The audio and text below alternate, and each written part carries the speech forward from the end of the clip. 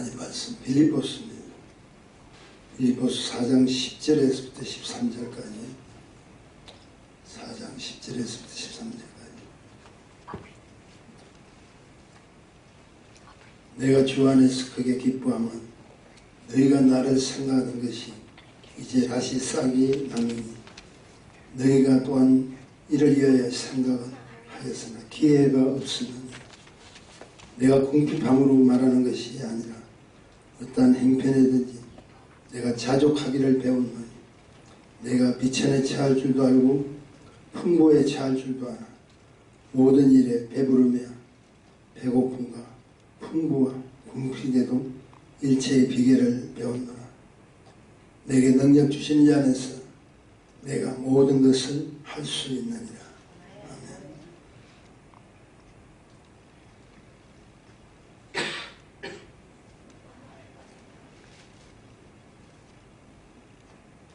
거룩하신 주님 은혜 감사합니다.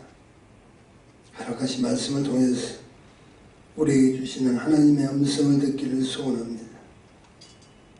오늘도 연약한 우리들에게 하늘의 생명의 떡이 임하게 하시고 하늘의 당신의 생수의 축복들이 목마른 우리 인생들에게 하나님의 능력으로 채워주옵소서. 모든 순서 주께 었다가면 우리를 구속하신 예수님 이름 받들어 간절히 기도합니다. 아멘. 한 주간도 잘 지내셨죠?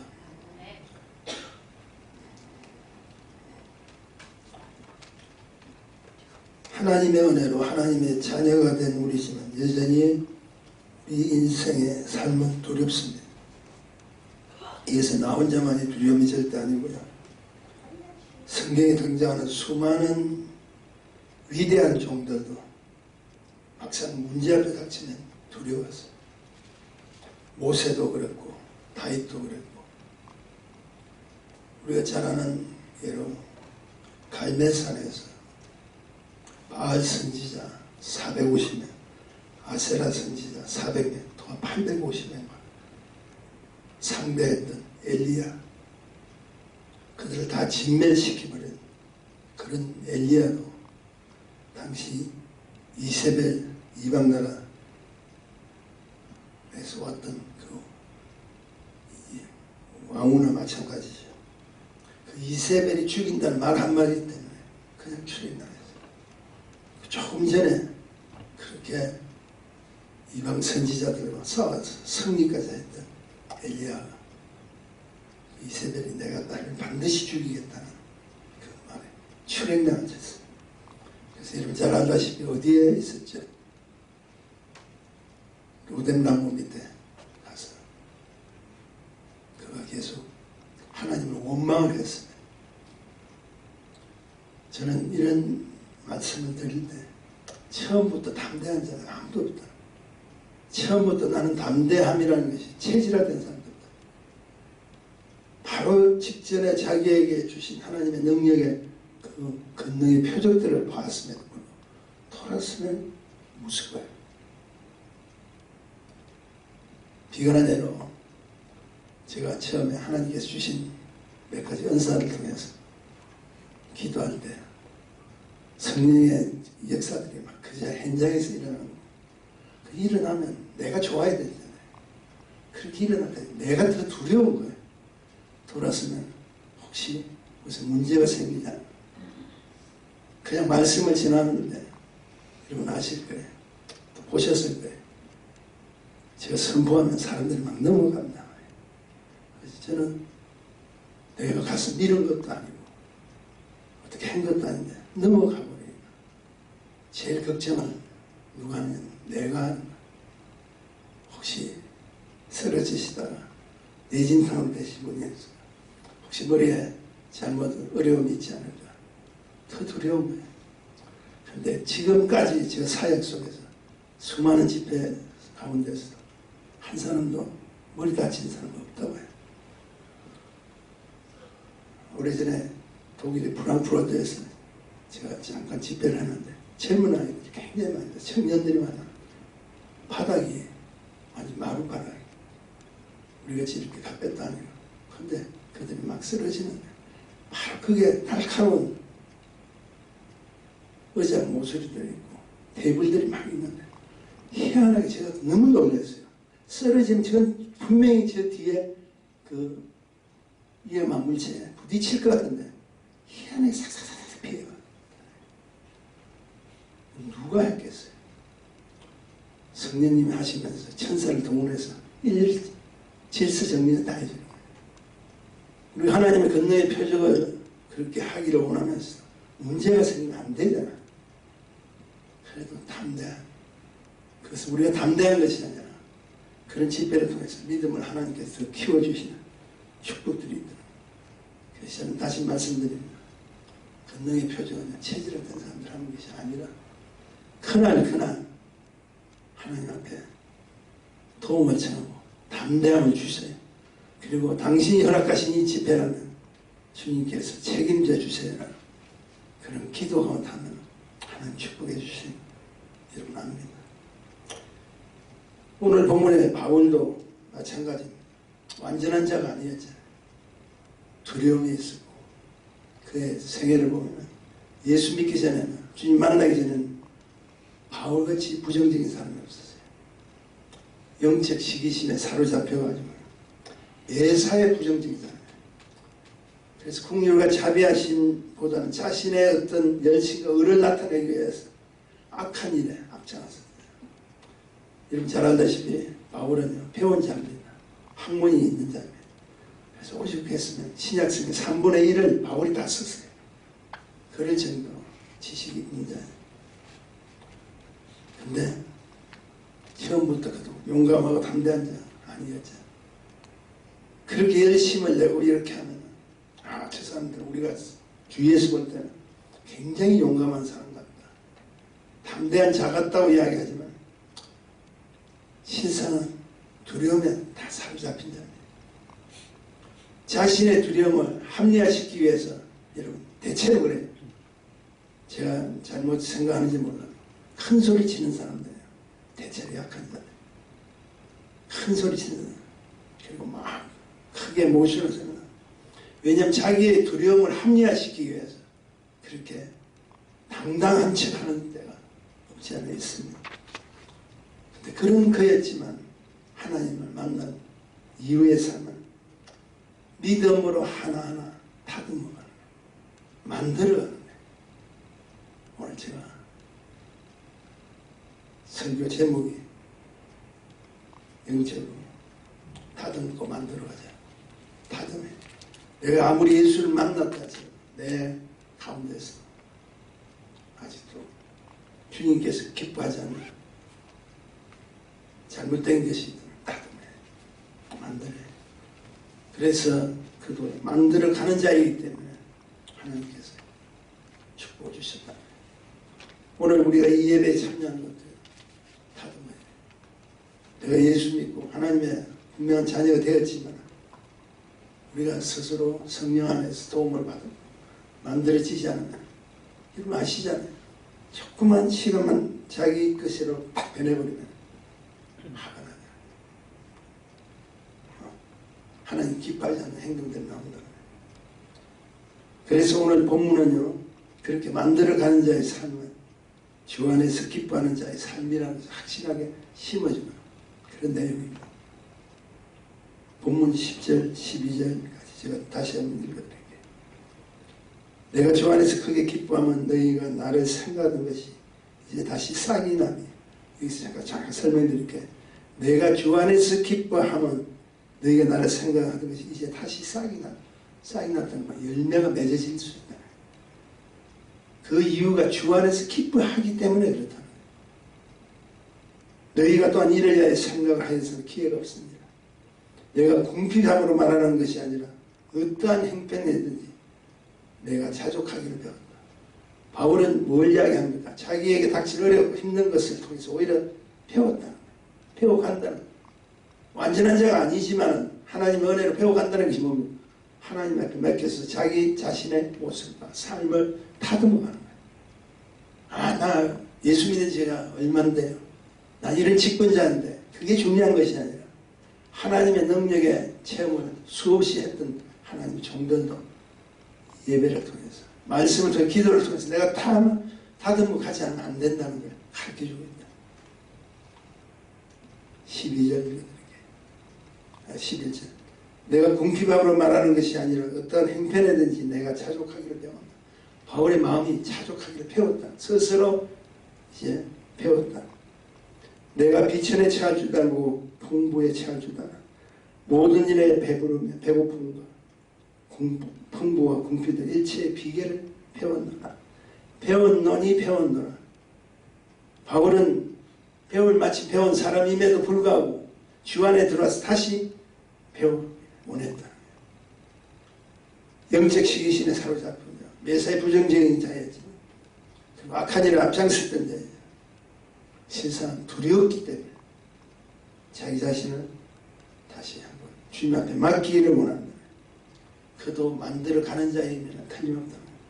그래서 오늘 본문은 그렇게 만든 자의 삶을 지금 우리에게 가르쳐줘요. 주 안에서 기뻐하는 삶을 할 수 있다. 우리 주님 믿고 주님 처음 만났을 때 얼마나 기뻐했습니까? 얼마나 감사했습니까? 그때 왠지 시간 지나면 성령이 충만히 떨어졌다고 표현을 하지만 우리 자신이 너무 미워질 때가 있고 내 자신이 어리석고 하나님 앞에서 배워야 될 사람인데 오히려 원망할 때가 많다. 내 예수 이렇게 믿는데 열심히 예배를 드리고 하나님 앞에 충성을 다하는데 왜 나에게 이런 일이 일어나는가? 엘리야처럼 노르자나무 밑에 가서 주여 내가 잘못했습니다는 소리가 아니라 계속 왜? 거기에서 자기가 묵상하는 건 원망밖에 없었어요. 근데 그 배운 날을 확실하게 가르쳐주는 규칙 하나 있죠. 그것이 우리가 오늘 본문의 가장 귀한 핵심 13절 우리 같이 한번 읽어보십시다. 내게 능력 주시는 자 안에서 내가 모든 것을 할 수 있는, 제가 기도할 때 참 많이 인용하는 건데, 내게 능력 주시는 자 안에서 내가 모든 것을 할 수 있다. 그분 안에서 내가 할 수 있다는 걸 배웠다.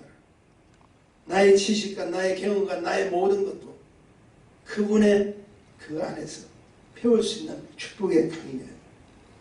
그래서 주 안에서 다듬고 만들어 가야 돼. 세 가지 요소를 우리에게 근거를 제시하는데, 첫째, 주님 사랑 안에서 해야 돼. 성경은 네 개라고 시작합니다. 네 개 능력 주시는 자. 이것은 자신을 향하신 하나님 절대적인 사랑 가운데 해야 돼. 누가? 자신이 그래요. 하나님의 관심은 우리 모두에게 있지만 가장 중요한 것은 그 사랑의 인격적인 만남은 나 한 사람 각자에게 있다는 것이에요. 우리가 연합하여 선을 이루는 축복도 사실은 내가 바로 서지 않으면 안 되잖아요. 오늘 이 예배 드리는 우리 모두도 내가 만들어지지 않으면 안 돼요. 자꾸 남 탓하면 안 돼요. 그러므로 주 안에 그 자의 삶은 나로부터 시작돼야 돼요. 아유, 저 집사님 저렇게 하면 안 되는데 편했으면 좋겠다. 그렇게 보여지는 내 자신의 눈, 내가 그를 보는 그 눈이 판단과 비판의 눈이 아니라 긍휼과 자비의 눈으로 볼 수 있는 내 자신이 만들어가지 않으면 안 된다는 거예요. 우리 모두는 나 한 사람에게 있어요. 내가 변하는 상대를 사랑해주세요. 너무 힘든 이야기입니다. 제가 지금 이렇게 설명하지만 저도 완전하다고 아니에요. 지금 이 말씀 속에서 저도 같이 은혜를 받고잖아요. 저도 화가 날 때가 있어요. 막 외칠 때예요. 그리고 생각대로 외쳤다. 제가 더 힘든 것이면 그 이후에 후유증이, 야, 여러분 아시잖아요. 성령님이 우리를 쓰시는데 깨닫게 하는데 그게 더 힘들어. 순간에 화를 내고 순간에 잘못한 것은 내가 아는데 그 이후에 그것을 다시 복구시킬 그 일들을 생각해 너무 힘들어요. 아마 저와 여러분 많은 그런 경험을 했으리라고 생각합니다. 조금만 참았으면 괜찮았는데 근데 해버렸다. 하고 난 이후에 그것을 시원한 적이 있습니까? 여러분 꼭 기억하세요. 성령 받은 자는요, 말씀 속의 역사는 성령님은 당신을 다시 그 문제 속에서 당신을 해결시키기를 원하고 계신다. 그러니까 그게 더 힘들다. 죄는 순간에 지을 수 있어요. 상대를 미워할 수도 있고 내가 나쁜 짓을 할 수도 있고 뭐 할 수도 있지만 하고 난 이후에 우리는 성령 받은 자예요. 하나님의 부르심을 받은 자이기 때문에 더 힘들다. 더 어렵다. 그래서 유혹을 피해야 되고 우리가 잘못된 길을 걷지 말아야 되는 건 하나님의 사람이기 때문에 그렇다. 우리는 상대 탓 많이 하잖아요. 주님 안에 거하는데 가장 결정적인 잘못은 자기 자신이 피해의식으로 가득 차 있다. 그렇지 않습니다. 성경 우리에게 지금 뭐라고 가르쳐 줍니까? 내가 주 안에서 기뻐하라. 내가 궁핍하고 내가 자족하기를 배우고 내게 능력 주신 자 안에서 내가 모든 것을 지금 이 초점은 자기 개인에게 있어요. 각자의 개인에게 있어요. 바울이 이렇게 고백하지만 우리 모두도 이런 고백이 바울의 고백이랑 동일한 거예요. 네. 그러면 주님의 우선적인 관심은 누굴 기뻐할까? 내가 다듬어지고 만들어가기를 작정하는 그 사람에게 주님은 축복을 해주시기 원하신다. 두 번째로 주님의 능력 안에서 다듬어져야 할 것은 주님의 능력 안에서 다루지. 내게 능력 주시는 그 능력은 여러분 성경은 모든 것을 할 수 있다고 답을 주시다. 이것은 어떠한 것도 제한될 수도 제한받을 수도 없습니다. 그럼 나는 할 수 없어도 나는 제한받고 한계가 있어도 내게 능력 주시는 그 하나님의 능치 못함이 그분 안에 있다. 그분 안에 있는 내가 된다는 우리들의 능력도 결코 제한받을 수 없잖아. 능력이 뭡니까? 힘입니다. 파워예요. 이 능력을 옛날에 저희가 성경 공부할 때 아마 제가 여러분에 가르쳤을 때 헬라어로 두나미스라고 해요. 상상을 초월한 하늘의 능력을 의미하는 두나미스. 근데 이걸 영어로 번역한 파생된 단어가 나오는 것이 무엇이냐면 다이너마이트. 두나미스는 다이너마이트. 이런 다이너마이트 아시죠? 그 다이너마이트들이 폭발되는 힘이 엄청나요. 근데 그 힘이 두나미스. 주님 안에 있다. 그리고 그 힘은 오늘날 성령의 능력의 힘이 의미하고 있고 그 힘이 지금도 주 안에 있는 성령의 힘이라는 것을 가르쳐주고 있다. 근데 두나미스, 다이너마이트의 힘은 주 안에 있어도 여러분 아시죠? 다이너마이트가 그대로 터지는 거 아니에요. 여러분 잘 알다시피 터질 수 있는 심지가 필요해요. 아무리 주 안에 있어도 그 심지에 불은 붙이는 것은 누가 해야 되나요? 우리가 해야 돼요. 하나님의 엄청난 그 폭발력이 있는 두나미스, 엄청난 폭발력을 가진 그 능력은 내가 믿음으로 심지에 불을 붙이지 않으면 안 된다는 거예요. 우리는 오늘도 이 말씀 가운데 그냥 알고 지나가는 게 아니에요. 우리와 함께 하시기를 원하는 내게 능력 주신 그 능력은 내가 믿음으로 받아들이지 않아요. 주님 안에서 다져지지 않으면 안 된다. 그러므로 그분 안에 있으면요, 우리들의 능력도 결코 제한받을 수 없잖아요. 주님 안에 있다. 엄청난 하나님의 축복입니다. 내 안에 들어와서 성령이 공급하는 그 두나미스 믿음의 불을 붙이라. 오늘도 내가 배웠다. 자족하기를 배웠고 궁핍에 처해도 나는 기쁨으로 이겨 나갈 수 있는 배웠으면 믿음으로 불을 붙이세요. 주님 말씀 믿고 가기를 원합니다. 그래서 내가 가는 곳에 성령의 권능의 파워가 다이나마이트처럼 터져야 됩니다. 이것을 잘못하면 악한 원수도 능력이 있잖아요. 그 능력이 잘못되면 여러분 아시죠? 전쟁이나 일으키려고 하고 상대를 죽이려고 하고 그런 자로 변화버리면 안 되죠. 주 안에서 다듬어져야 될 세 번째 요소가 주를 향한 믿음 안에서 바뀌어져야 됩니다. 성령은 우리에게 뭐라고 해야 합니까? 내게 능력 주시는 자라고 했어. 이건 뭘 이야기합니까? 결국 그분이 주셔야 받아요.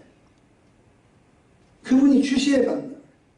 문제는 조금 전에도 제가 말씀드렸지만 아는 자로 끝나는 것이 아니라 믿음으로 받아야 돼요. 여러분 잘 알다시피 마가복음 9장에 보면 귀신 들린 아들을 둔 아버지의 이야기가 등장합니다.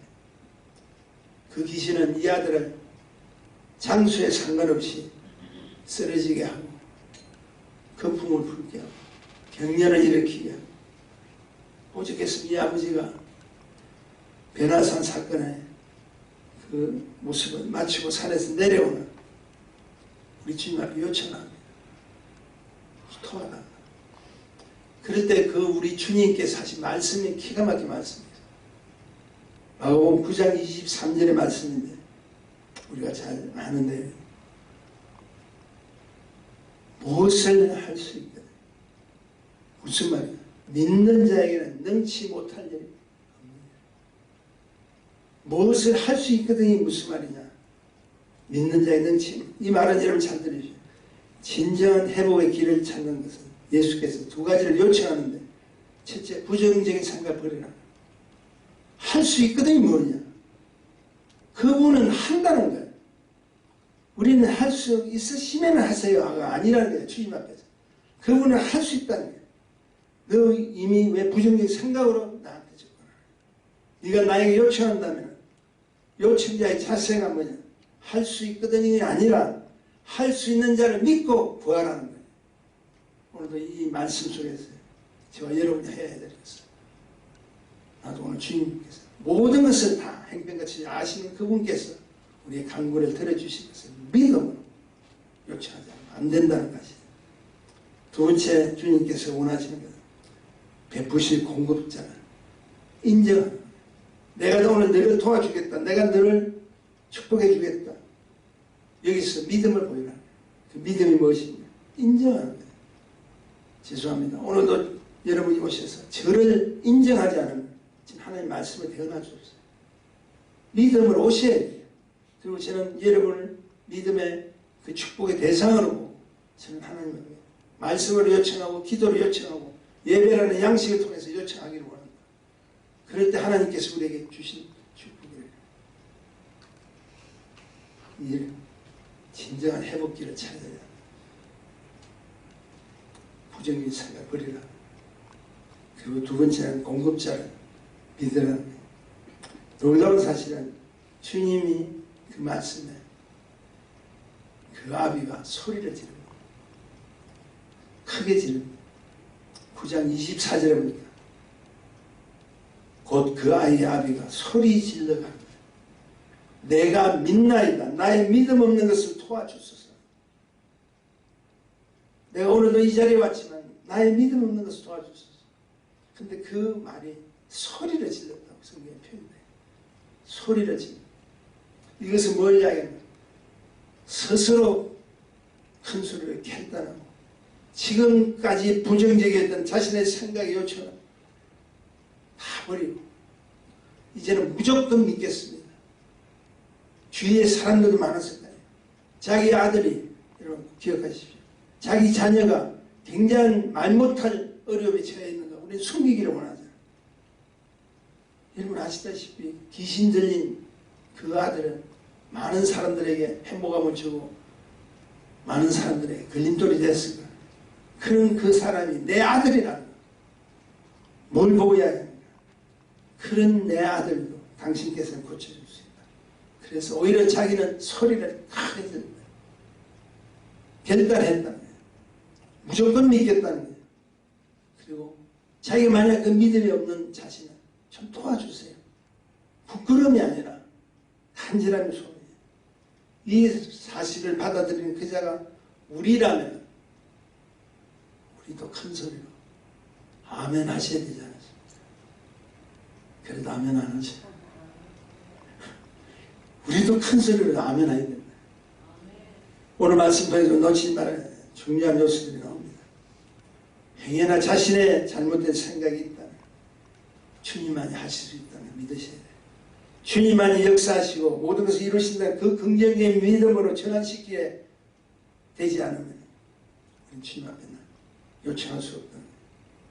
다시 말해서 우리 앞에 닥친 환경과 문제 속에서 회복의 축복은 하나님과 나 사이의 문제, 다른 것을 찾지 마세요. 우리는 자꾸 다른 지금 이야기를 하고 있습니다. 우리는 잘 아는 내용이에요. 야곱이 도망쳐서 삼촌 라반의 집에서 자기 하나님 주신 그 축복을 큰 부자가 됐어요. 엄청난 부자가 됐어요. 그래서 자기가 부자가 되고 난 뒤에 자기의 식솔들, 종들, 자기가 길렀던 모든 가축들을 데리고 자기 고향으로 돌아오기를 합니다. 근데 여러분 잘 알다시피 에서와의 만남이 있잖아요.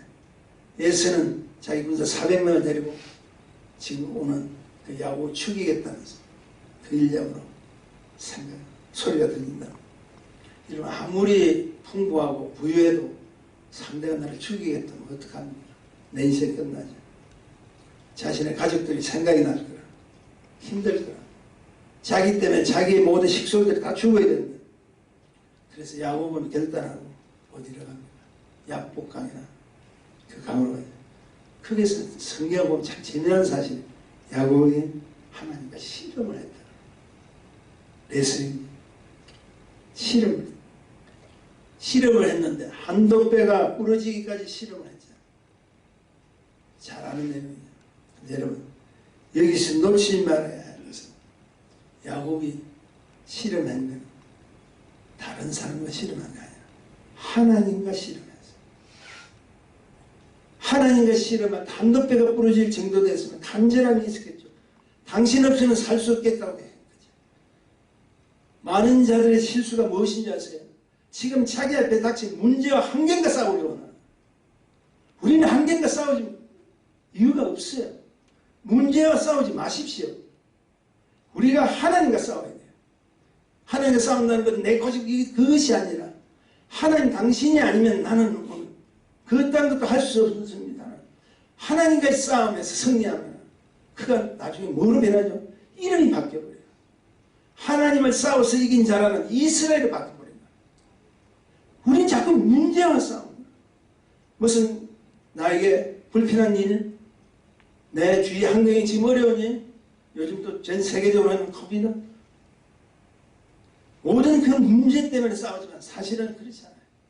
우리는 하나님과 싸워요. 하나님. 이 싸운다는 것이 치고받는 그런 게 아니잖아요. 매달리는 거예요. 간절한 거예요. 그래서 그 하나님의 은혜 가운데 내가 다듬어지고 하나님 말씀에 순종하게 되면 하나님께서 한계를 고쳐주신다. 문제를 해결해 주신다.